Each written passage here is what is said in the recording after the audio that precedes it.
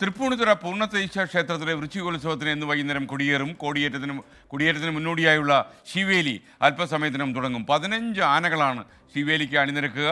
ഹൈക്കോടതിയുടെ മാർഗനിർദ്ദേശങ്ങൾ പാലിച്ചാൽ 15 ആനകളുമായി എഴുന്നള്ളിപ്പ് നടത്താൻ സാധിക്കില്ലെന്ന് കഴിഞ്ഞ ദിവസം ക്ഷേത്രം ഭാരവാഹികൾ അറിയിച്ചിരുന്നു.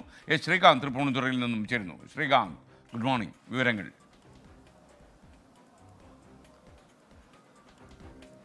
എസ്കെൻ, ഇവിടെ വൃശ്ചികോത്സവത്തിന്റെ ഭാഗമായി ഇന്ന് വൈകിട്ടാണ് കൊടിയേറ്റം നടക്കുന്നത്. ഈ തൃപ്പൂണിത്തുറ പൂർണ്ണത്രയീശ ക്ഷേത്രത്തിൽ ഇപ്പോൾ ഇവിടെ നടക്കാൻ പോകുന്ന ശീവേലിയോടനുബന്ധിച്ച ചടങ്ങുകളാണ്.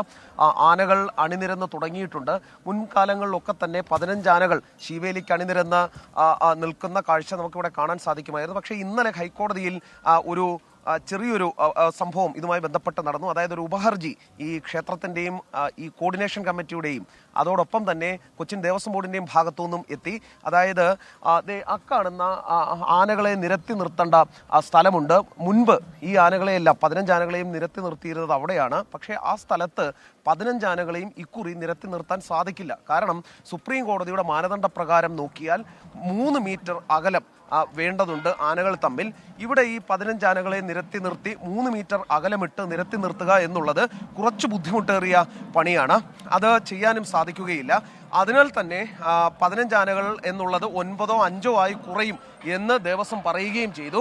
പക്ഷേ കോടതി പറഞ്ഞത് അങ്ങനെയെങ്കിൽ അത്രയും കുറച്ച് ആനകളെ അണിനിരത്തി നടത്തിയാൽ മതി എന്ന് കോടതി ഒരു നിർദ്ദേശം നൽകുകയും ചെയ്തു. ഒരു ഇളവും അനുവദിക്കാനാകില്ല എന്നും ഇന്നലെ കോടതി പറഞ്ഞതുമാണ്. പക്ഷേ 15 ആനകളും ഇന്ന് എത്തിയിട്ടുണ്ട്.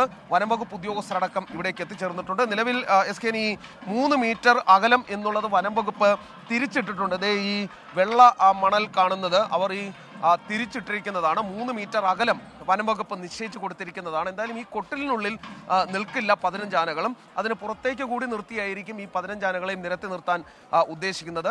15 ആനകൾ എന്നുള്ള കണക്കിൽ മാറ്റം വരുത്തിയിട്ടില്ല. അത് 5ഓ 9ഓ ആക്കിയിട്ടില്ല.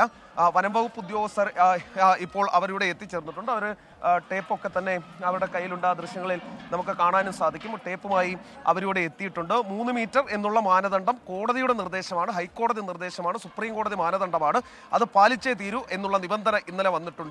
നമുക്ക് നോക്കാം. ശീവേലി ആരംഭിക്കാൻ പോകുന്നുണ്ട്. ഈ 15 ആനകളെയും ഉൾപ്പെടുത്തി പരമ്പരാഗതമായ രീതിയിൽ ആചാരാനുഷ്ഠാനങ്ങൾ പാലിച്ചുള്ള ശീവേലി ആയിരിക്കുമോ നടക്കാൻ പോകുന്നത് എന്നുള്ളത് നോക്കാം. തൽക്കാലം വനംവകുപ്പ് നിശ്ചയിച്ചു കൊടുത്ത ക്രമം അനുസരിച്ചാണെങ്കിൽ അത് നടക്കും. ഈ ആനക്കൊട്ടിലിനുള്ളിൽ തിങ്ങി ഞെരുങ്ങി നടക്കില്ല എന്നുള്ളതേ ഉള്ളൂ. 3 മീറ്റർ ഇടവിട്ട് ആനകളെ നിർത്തുന്നതിനുള്ള സംവിധാനം അവർ തന്നെ ഒരുക്കി കൊടുത്തിട്ടുണ്ട്. ശീവേലി ആരംഭിക്കാൻ പോകുന്നുണ്ട്. ആനകൾ 15 എണ്ണവും അണിനിരന്നു കഴിഞ്ഞു. ഇനി ഏതാനും നിമിഷങ്ങൾ മാത്രമേ ബാക്കിയുള്ളൂ. തുടർ നടപടികൾ എന്തെങ്കിലും കോടതിയുടെ ഭാഗത്തുനിന്ന് ഉണ്ടാകുമോ എന്നുള്ളതും കാത്തിരുന്ന് കാണേണ്ടതാണ്. അതിൻ്റെ എല്ലാ വാർത്തകളും അല്പസമയത്തിനകം ഇവിടെ നിന്നും പുറത്തേക്ക് വരും. ഇവർ വനംവകുപ്പ് നിശ്ചയിച്ച കണക്ക് പ്രകാരമാണെങ്കിൽ ഇതിനുള്ളിൽ കൊള്ളില്ല. പുറത്തേക്ക് കൂടി ഇറക്കി 15 ആനകളെയും നിരത്തി നിർത്തേണ്ടി വരും. അതല്ല, നേരെ മറിച്ച് പഴയതുപോലെ 15 ആനകളെയും ഇതിനുള്ളിൽ തന്നെ നിർത്താനാണെങ്കിൽ അത് കോടതി ലക്ഷ്യമായി മാറുകയും ചെയ്യും. ശീവേലി ആരംഭിച്ചിട്ടുണ്ട്. ഓക്കെ, ശ്രീകാന്താണ് വിവരങ്ങൾ നൽകിയത്.